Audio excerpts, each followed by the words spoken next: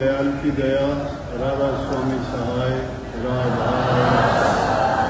वैसे तो देखो अच्छी बात ये कि सोमवार से लेकर शुक्रवार के दिन मैंने आप लोगों के लिए निश्चित किए कि उस दौरान में आप आओ, कोई भी अपने घर की बात है, अपनी कोई पारिवारिक है, कोई व्यक्तिगत बात है, कोई किसी चीज के बारे में आशीर्वाद, सलाह, मशवरा जो भी करना है, क्योंकि इंसान कभी कभी खुद फैसला नहीं कर पाता कि मैं जो करता हूँ गलत है सही है। और जो निष्ठावान होते हैं वो गुरु को ही सर्वस्व मानते हैं, तो सोचते हैं कि मैं क्यों ना जाके उनसे पूछूं वो इसमें क्या राय देंगे। और उनकी राय भी हमारे लिए बहुत बेशकीमती होती है, क्योंकि उनकी राय जो होगी वो निष्पक्ष होगी।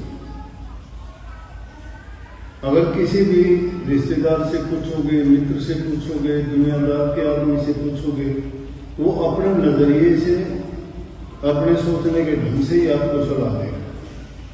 लेकिन क्योंकि गुरु का काम है सच्चा रास्ता दिखाना, तो वो पक्षपात नहीं करेंगे उस बात में, जो उसके हितकर होगी वही बात बताएंगे।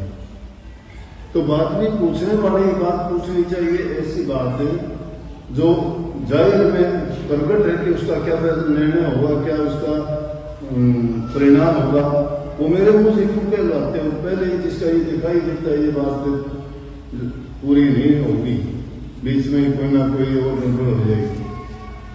मैं तो आपने अगर करना, तो मेरा कहने का मतलब है कि कई बार तो ऐसी समस्या हमारे सामने भी आती है कि उसका कोई जवाब नहीं दे पाते।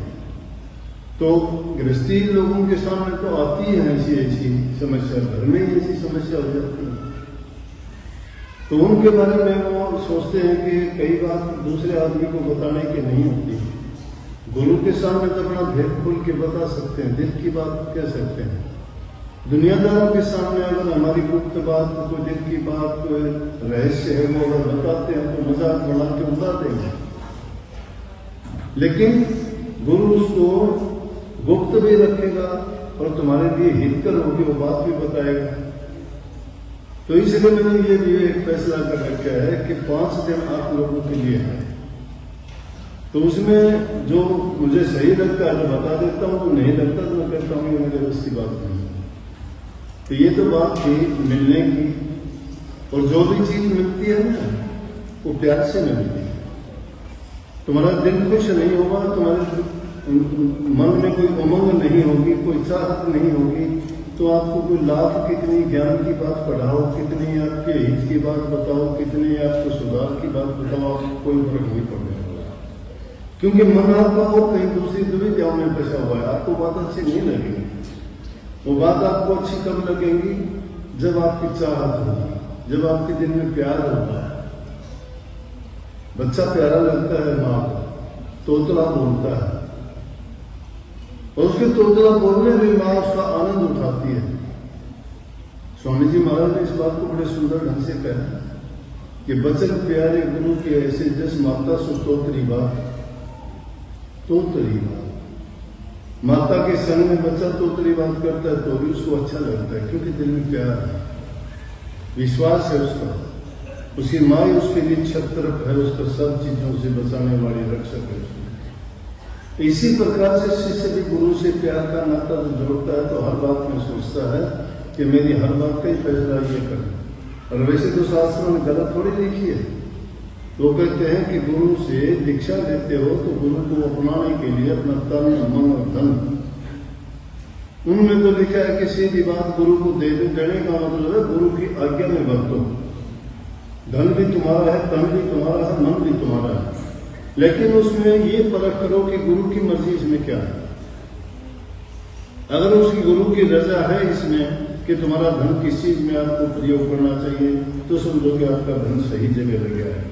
पुण्य में लगाते हो, किसी गरीब की मदद करते हो, किसी भूखे को देते हो, या किसी और आने के कोई गौशाला में देते हो, या कोई धर्मार्थ किसी काम में लगाते हो, तो समझो कि उसको गुरु की रजा। गुरु तो कहता है पर उपकार करो, इसका मतलब आपने जो किया वो गुरु की आज्ञा में रह के किया, सही जगह है।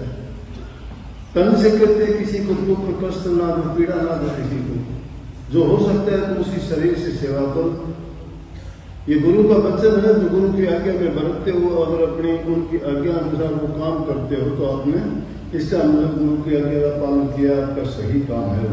आपने गुरु को अपना तन भी दे रखा है और धन भी दे रखा है। रही बात मन की, अब ये मन पे आके झगड़ा बहुत भारी हो जाता है। मन पे झगड़ा क्यों है भारी कि मन बात मानता नहीं है। मन के हम आदि और गुलाम हैं, हैबिचुअल हो गए उसके, आज से नहीं युगों से।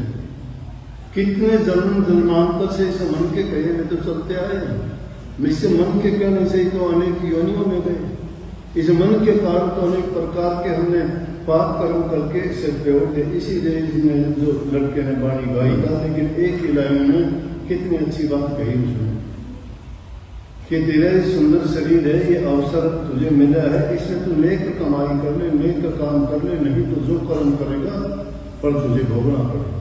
सब संतों ने जोर दे के इसी वाणी को बड़ा चेताने के लिए कहा कि तू अपने अगत में कांटे ना हो। कहने का मतलब खोटे कर्म ना कर, किसी को दुख ना दे, जबान से ना दे, मन से ना दे, शरीर से ना दे। अब किसी भी प्रकार से अगर दूसरे को तू दुख देगा तो सोच ले तू उस दुख को, उस पीड़ा को सहन करने के लिए तैयार हो जा, तुझे भी मिलेगा। कांटे जो बोलता है उसको फूल कभी नहीं मिला करते, कांटे होंगे उसके, टाइम लग सकता है। मालिक के दरबार में न्याय का शासन है, वहाँ झूठ कपट बेईमानी नहीं। वहाँ जो इंसान जैसा कर्म करता है वैसा ही कर्म भुगतवा देता है। कर्म जो भी तुमने कर दिया उसी टाइम कर्म का फल बढ़ चुका है। लाख कोशिश करोगे तो भी वो कर्म का फल नहीं मिलेगा। उसको मिटने की दो ही साधन है, या तो गुरु भक्ति, गुरु भक्ति के करने से नेक काम करोगे। जैसे कोई चीज मैली होगी, ये गंदगी इसमें कर दी है, जैसे इसमें खून की छाप पड़ गई, हटेगी नहीं, पक्का रंग है। इसका एक ही इलाज, इसको ऊपर से पोत देंगे, कोई दूसरा रंग लगा देंगे, ये दिखाई नहीं देगा, दब जाएगा। इसी प्रकार से अगर हमने कोई अन्यायपूर्ण काम किया है, पाप कर्म किया है, कोई नीच कर्म किया है, तो कर्म, उसका कर्म फल तो बढ़ चुका है, उसको लोग मिट नहीं सकते। लेकिन अगर तुमने प्रभु की भक्ति की, बार बार उनको याद किया, तो इस प्रकार जिस प्रकार ये दाग भूख जाता है, बार बार धोने से धुल जाएगा, रंगने से धुल जाएगा, तो उसको गुरु के रंग में, प्रभु के नाम में रंग दोगे तो वो पाप कर्म तुम्हारा कम हो जाएगा। जो लाखों में था तो शताब भर में बन जाएगा काम तुम्हारा, लेकिन मिटता नहीं है। लेकिन जो करके भी नहीं पछताता है और फिर उस कर्म को बढ़ाए रखता है, तो यूँ समझो तो दो ही सजा मिलती है उसको। एक सजा तो यही मिल जाएगी, एक तो पाप कर्म करते हैं, दूसरा हम उसको मानते भी नहीं मैंने किया है, तो यही मिलेगी उसको सजा। उसको यही सजा एक आदमी करता है, करने के बाद पश्चाताप करता है। पश्चाताप का मतलब है तौबा कर लेना कि ये गलती मेरे से हुई है, आइंदा नहीं करूंगा, वो आगे नहीं करेगा। पश्चाताप करने से उसका पाप कर्म कर सकता है। लेकिन जो इंसान करके भी और सोचता है मैंने किया ही नहीं, मैं क्यों करूं, दिल से जो नहीं करता है, तो ये सारे काम किसके मन के हैं। अब ये मन हमें नीची गति की ओर ले जाता है, इसकी इच्छा पूर्ति करते हैं हम मन की। मन एक ऐसा पक्षी है जितना चाहे उड़ाना, पिंजरे में भी ना डालो इसको और इसकी तरफ खुला भी ना छोड़ो कि उड़ जाए, इसकी डोरी अपने हाथ में। पतंग की डोरी जब तक हाथ में रहती है तब तक उसको कहीं उड़ाओ, कहीं ऊंचा नीचा ले जाओ, लेकिन डोरी अगर हाथ से छूट जाती है, डोरी अगर कट जाती है, तो पतंग की क्या हालत होती है। ये मन भी इसी प्रकार का पतंग है, उसको नाम रूप में डोरी से अगर पकड़े रखोगे तो जो मर्जी जैसा चाहोगे वैसा ही ये होता रहेगा। लेकिन अगर इस मन को एक बार की इच्छा पूरी करनी शुरू कर दी तो इसकी इच्छाएं कभी पूरी नहीं होती है।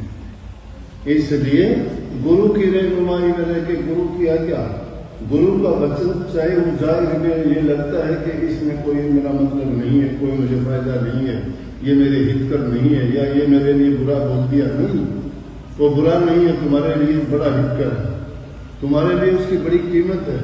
अगर गुरु के वचन की तुमने पालना कर ली तो सुनर और लेटर देर अबेर उसका परिणाम हमेशा सुख और अच्छा मिलेगा। तो भाई अब तो थोड़ी देर थी। सबको आशीर्वाद, बहुत बहुत प्यार।